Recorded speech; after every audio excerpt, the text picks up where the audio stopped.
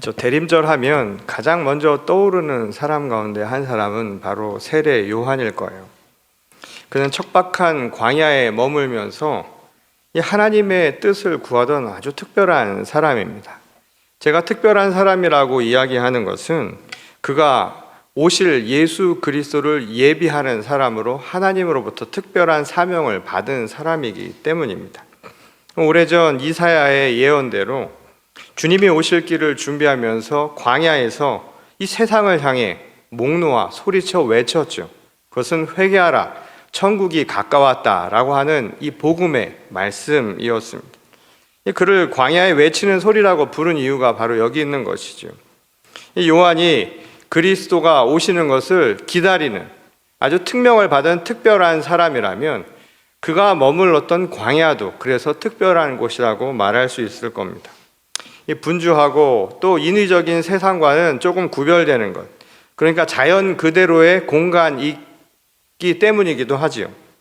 아마도 많은 사람들이 이 광야로 향했던 데에는 이 사람의 손때가 타지 않은 이 천연의 공간에서 하나님을 더 세밀하게, 더 가까이 만날 수 있을 것이라고 하는 사람들의 기대도 한몫했을 것입니다. 이 소란스러운 세상에서 벗어나야 이 하나님의 음성을 조금이라도 가깝게 또 명확하게 들을 수 있을 것이 아닌가, 사람들은 그런 생각을 했던 것이죠. 그래서 많은 사람들은 광야라고 하는 공간을 영적인 공간이라고 동일시하는 경향들이 굉장히 강하죠. 실제로 광야의 히브리어 이 미드바라고 하는 이 단어를 보게 되면 그 말의 의미도 입이라고 하는 의미를 담고 있습니다. 그러니까 광야라고 하는 곳은 하나님의 말씀이 가장 먼저 전해지는 아주 근원지라고 하는 게 당시 사람들의 생각이었던 거예요.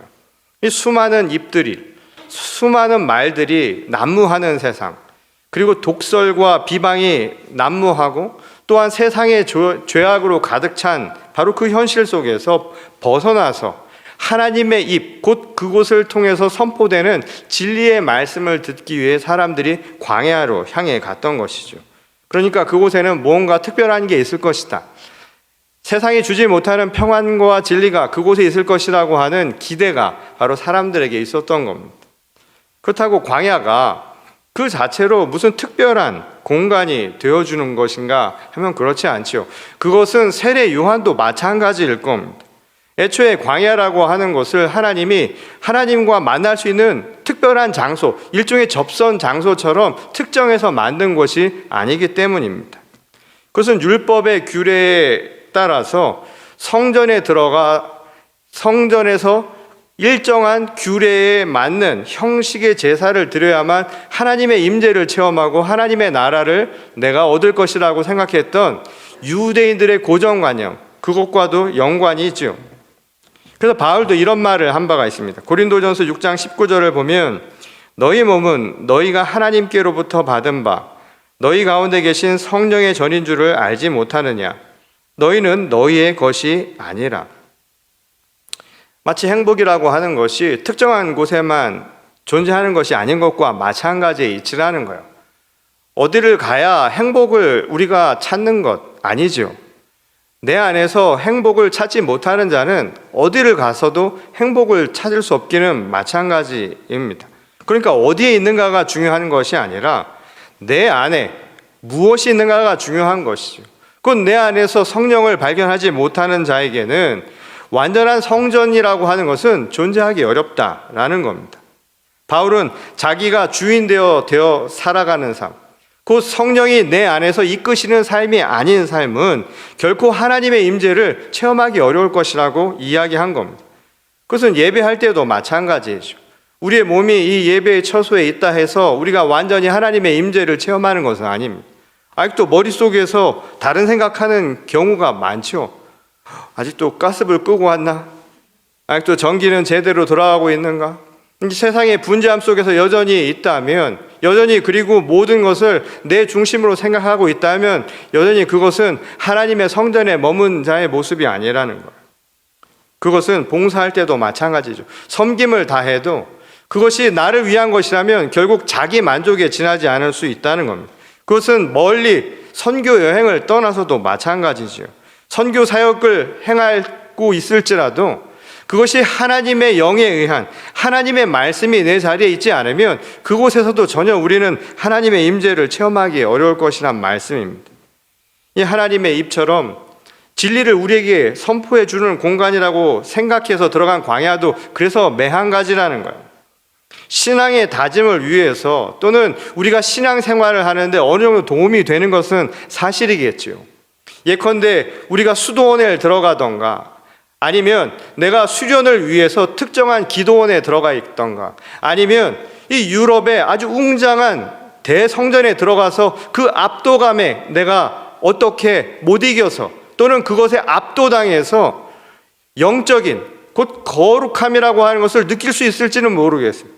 그러나 내 안에 완전한 성령의 그 능력이 임하지 않으면 하나님이 내 안에 함께 하시지 않으면 그것은 얼마 가지 않은 일일 뿐이라는 거예요.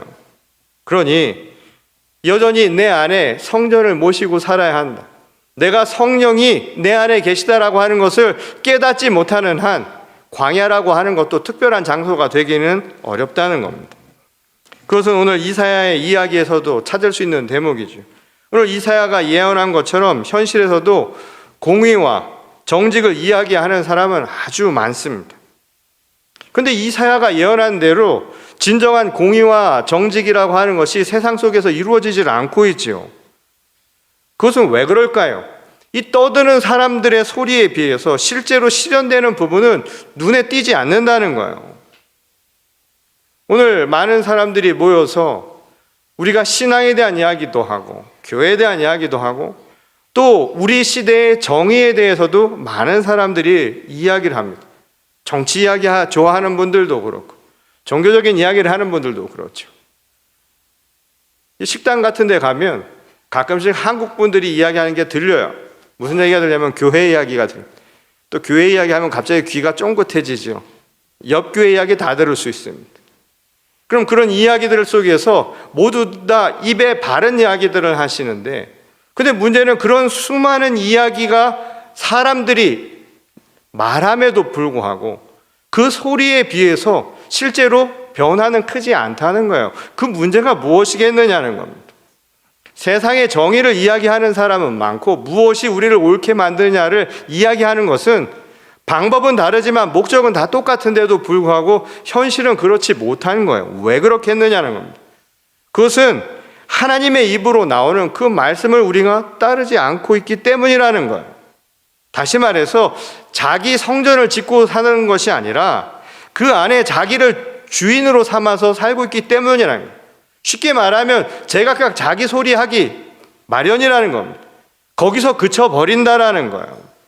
그래서 각자의 주장으로 시끄러운 소리는 많은 데 비해서 여전히 우리가 살아가는 세상은 크게 변함이 없는 상황이 발생하고 있다는 겁니다.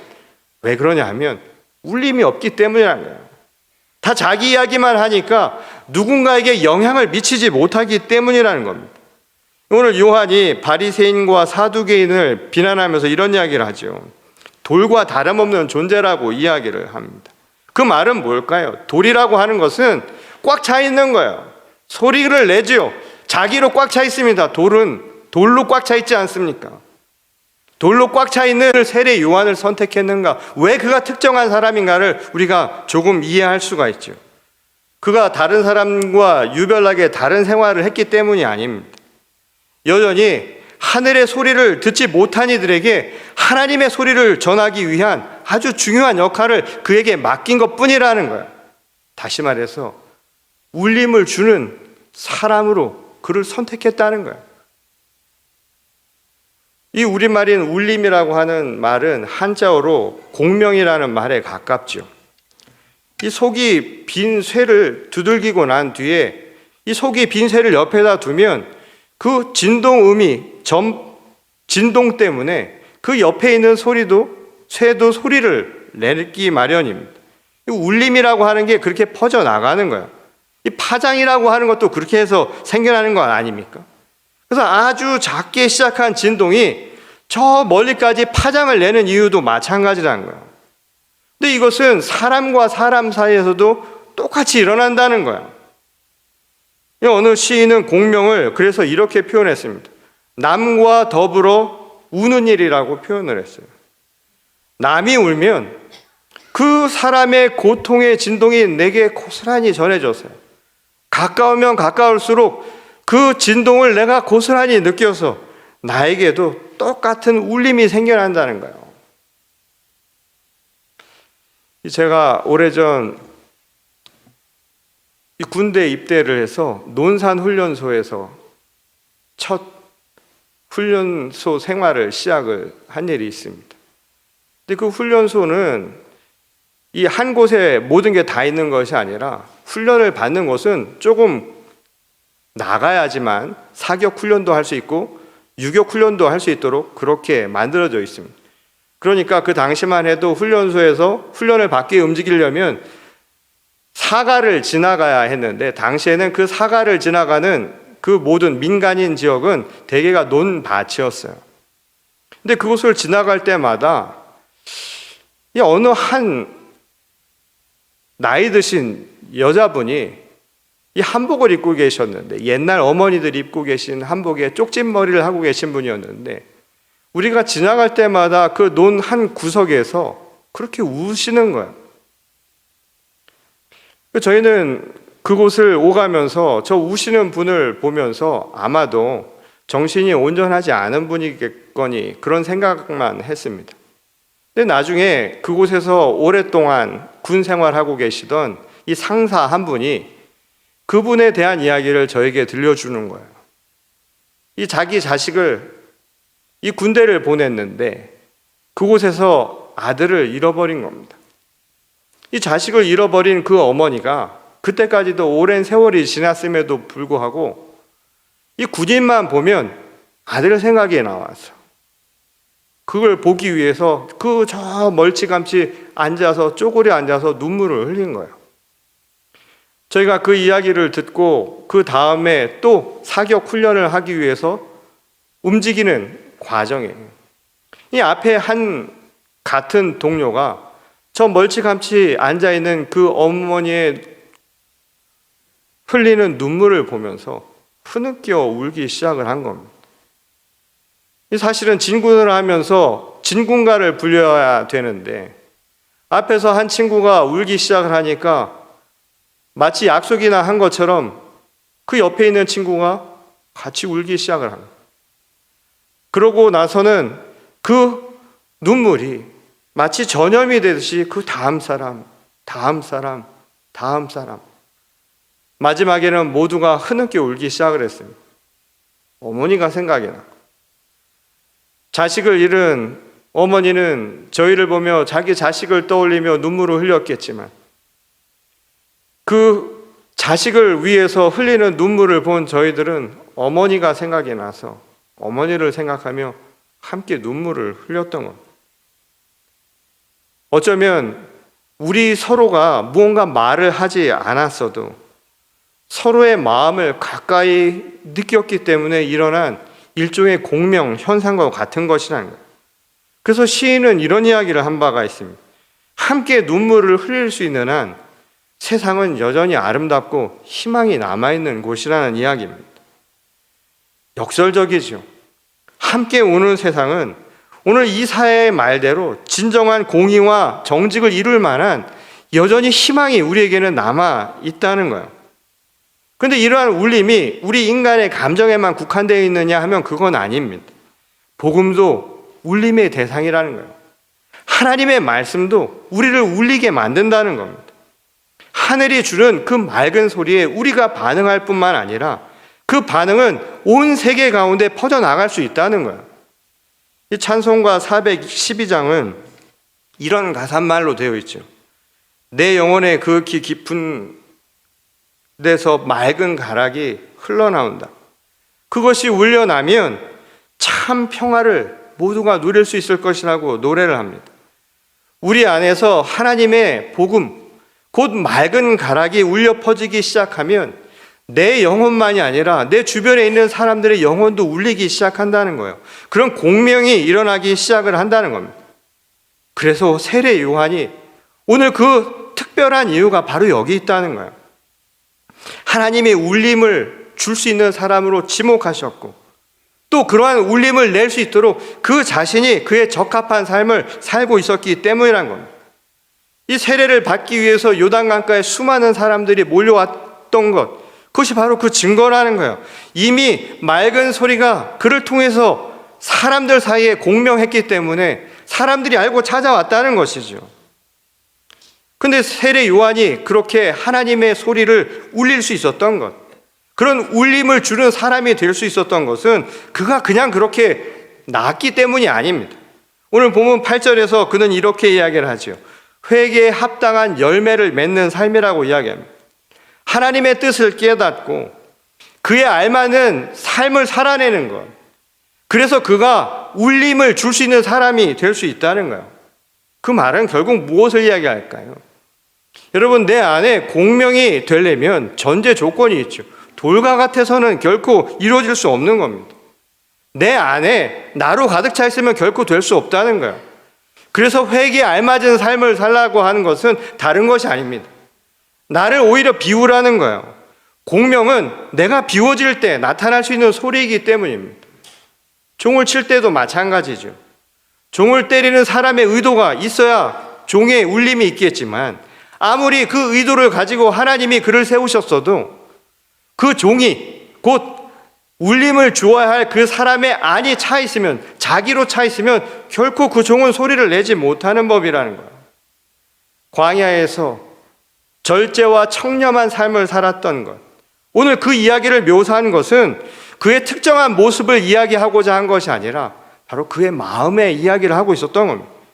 그러니까 그가 있었던 곳이 광야가 아니라 실상 광야는 그의 마음 안에 있었다는 거예요. 오늘 우리가 찾아야 할 광야의 영성은 그냥 저 바깥에 나가 있는 그 광야를 찾아가는 게 중요한 것이 아니라 내 안에 진정한 광야가 있어야 한다는 겁니다. 외치는 소리는 저 바깥에서 울리는 것이 아니라 내 안에서 울려져야 한다는 거예요. 철저히 자기를 비우며 광야의 영성을 실천할 수 있을 때, 그래서 내 속이 비워질 때 내 안에 맑은 가락이 울려나는 것이고, 내 영혼의 맑은 가락이 울려날 때 누군가에게 울림이 되어서 그에게도 공명할 수 있는 길이 열린다는 것입니다. 이것이 바로 세례 요한이 특별한 이유라는 거예요. 그리고 오늘 광야를 특별한 장소로 이야기한 것은 저 멀리 있는 어느 특정한 공간이 아니라 바로 우리 마음이 바로 광야가 되어야 한다는 사실을 가르쳐 주었던 것이죠. 이 기독교 전통에서 이 성인 중 한 사람으로 공인받은 사람 중에 이 4세기 콘스탄티노플의 이 대주교였던 이 요한 크리소스토머스라고 하는 사람이 있습니다. 이 사람 역시 세례 요한과 같이 청렴하고 절제적인 삶을 살았습니다. 그리고 그가 하나님의 사람으로, 울림이 있는 사람으로 살기 위해서 우리에게 필요한 것은 다른 게 아니라 회개하며 사는 사람이라고 이야기를 했습니다. 그리고 그 회개하는 삶을 단적으로 이 사람은 이렇게 얘기했습니다. 단순하게 사는 거라고요. 심플하게 살아가는 거라고요. 그게 바로 회개에 합당한 열매를 맺는 삶이라고 이야기를 했습니다. 그러면서 회개를 위한 이 다음과 같은 이야기를 우리에게 가르쳐줬습니다. 그 첫 번째가 뭐냐 하면 늘 자신의 죄를 시인하며 사는 거야. 내가 죄인이라고 하는 것을 인정하고 주님의 용서를 확신하며 살아가는 삶입니다. 그때 비로소 죄에서 우리가 자유로운 삶을 살 수 있다는 거예요. 두 번째는 자기가 용서받은 것처럼 다른 사람도 용서하며 사는 겁니다. 이게 공명할 수 있는 사람의 모습, 회개에 합당한 열매를 맺는 자의 모습이라는 거예요. 그래서 타인을 내 감정으로 대하는 것이 아니라 하나님의 사랑을 함께 나누는 소중한 존재로 바라볼 수 있어야 한다는 겁니다. 세 번째로는 회개에 이르기 위해서는 늘 기도에 힘써야 한다는 거예요. 지금 앞에 있는 그 이야기를 실천하려면 하나님과 늘 교통하며 살아야 한다는 거예요. 근데 그것은 형식적인 기도가 아니라 내 안에 하나님을 모시고 하나님의 음성을 세밀하게 듣는 경청의 자세를 말하는 겁니다. 네 번째로는 그리스도인으로 살아가면서 그리스도로 인해 받은 죄사함은 이 사랑의 빚이라는 거예요. 그러니까 우리가 살아갈 때도 사랑으로 되갚으라고 가르쳐 줍니다. 이웃에게 적극적으로 사랑을 베풀며 살라는 거예요. 이게 회개에 합당한 열매를 맺는 삶이라는 거예요. 마지막으로 다섯 번째로는 지속적으로 이 모든 것을 위해서 자기 자신을 낮추고 겸손히 살라고 얘기합니다. 그 말은 뭐냐면 내 안에 그리스도만 계시고 나는 비우는 거야. 나는 부인되어서 오직 주님만 살아계신 빈 영성, 광야를 만들며 살라는 겁니다. 그것이 바로 오늘 내 삶을 울림 있게 만드는 것이고, 그래서 나만 울림이 있는 것이 아니라 누군가에게 울림을 주는 삶을 살아가는 자의 모습이라는 거예요. 이 다섯 가지의 길을 한번 생각해 보십시오. 늘 나는 죄인입니다. 그리고 나는 그리스도로 인해서 죄사함을 받고 살아가는, 덤으로 살아가는 사람입니다. 그리고 그것은 나만 용서받은 것이 아니라 우리 모두가 다 용서를 받은 대상이라는 것을 깨닫고 살아가는 거예요. 그래서 내가 늘 주님과 기도하며 내가 받은 그 사랑의 빚을 서로에게 사랑으로 되갚으면서 살라는 거예요. 그리고 내 자신은 울릴 수 있는, 울림을 줄 수 있는 빈 광야와 같은 영성을 회복하며 살라는 것입니다. 지금 이러한 삶을 살아갈 때 우리에게 어떤 느낌이 생길까요? 우리 영혼에 극히 울리는 하나님의 맑은 가락이 들려오는 것 같지 않습니까? 이 겉으로는 이 무성하게 무언가를 맺은 것 같지만 허영덩어리에 불과하고 뭔가 소리는 많은데 빈 수레와 같이 요란한 것뿐인 우리의 삶에 비한다면 과연 희망이 어디에서 오는 것일까요? 오늘 우리에게 주시는 말씀입니다. 세상에 공명을 주는 것, 심플하게 사는 거야. 나를 비우고 하나님의 맑은 가락을 울려내는 겁니다. 오늘날 우리가 존경할 만한 어른이 없다는 시대를 살고 있다고 하죠. 아무리 생각을 해봐도 잘 떠오르지가 않아요. 오늘날 우리가 살아가는 시대에 위대한 지도자를 만나기도 어려워요. 아무리 손을 꼽아서 생각을 해봐도 그게 잘 오지가 않아요. 그거 왜 그럴까요? 마음에 울림이 없습니다. 머리로 짜내서 생각하는 것이 아니라 울리질 않아요. 공명이 없습니다. 왜 공명이 안 생길까요? 우리 안에 울릴 수 있도록 우리 자신이 비어있지 않기 때문이라는 거예요. 하나님의 맑은 소리가 내 안에 함께 있지 않기 때문이라는 겁니다. 오늘 우리는 대림절의 시간을 지내고 있습니다. 이 중요한 건 대림절이라고 하는 절기의 명칭이 아니죠. 대림절의 의미가 중요한 거예요. 그리스도를 기다리는 겁니다. 그것을 아는 게 중요한 것도 아닙니다. 어떻게 그것을 기다리며 살아가느냐가 더 중요한 모습이라는 거예요. 이 말도 아니라 이 말을 어떻게 내 삶에 실천하며 살아가느냐라는 것이죠. 오늘 주님이 우리에게 가르쳐 주시는 말씀의 핵심은 울림을 줄 수 있는 사람이 되라는 겁니다. 그러기 위해서는 내 안을 비워내야 합니다. 맑은 소리를 낼 수 있도록. 얼마나 많은 것들이 우리 안에 지금 들어와 있을까요? 세상의 때가 찌들 대로 찌들어 있고, 내가 주인이 되어서 나의 욕망을 채우기 위해서 내가 지금껏 꾸역꾸역 끼워 넣었던 것들이 얼마나 많이 있습니까? 오늘 이것을 조금씩 비워내는 겁니다. 이게 진짜 심플한 라이프를 살아가는 것이고, 이게 회개에 합당한 열매를 맺는 삶이고, 이것이 바로 울림이 있는 삶이라는 거예요. 그래서 그 울림이 누군가에게 고스란히 전해지는 겁니다. 이제 이 대림절의 기간 동안 서로의 울림이 될 수 있는 우리 자신을 만들어가고, 그래서 서로를 위해 또 서로를 향해 서로에게 사랑의 빛을 함께 나눌 수 있는 우리 모두가 될 수 있기를 바랍니다. 그래서 매년 반복되는 일이지만 이 시간만이라도 우리를 잠시 비워내고 주님의 음성을 들으면서 우리 서로를 위해서 한번 생각해 보십시오. 지난 한 해 동안 누군가 나에게 울림이 되어 주었던 것, 또 하나님이 우리에게 주셨던 울림이 되는 말씀을 통해서 내 자신을 돌아보면서 우리 서로를 함께 지켜나갈 수 있기를 바랍니다. 그래서 그냥 우리 자신의 소리로 가득 찬 교회가 아니라 하나님의 맑은 곡조가 우리 영혼을 가득 채워서 우리가 부르는 찬양이 누군가에게 기쁨이 되고 소망이 되고 위로가 될 수 있는 그런 공동체를 함께 이루어가는 저희 모두가 될 수 있기를 주님의 이름으로 간절히 축원합니다. 우리 다 같이 기도하겠습니다. 살아계신 아버지 하나님, 감사를 드립니다. 오늘도 주신 말씀을 통하여 우리 자신의 마음을 조금씩 덜어내기를 소원합니다.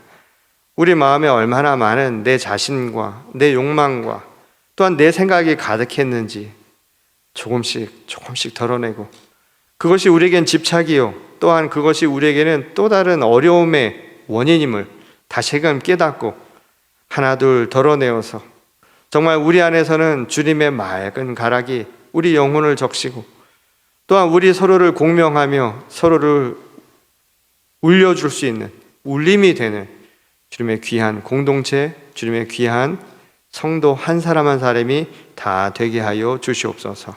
오늘 말씀을 통하여서 우리 자신의 변화를 주께서 인도하시기를 간절히 소원하오며 사랑이신 우리 주 예수 그리스도의 이름으로 감사하며 기도드렸습니다. 아멘.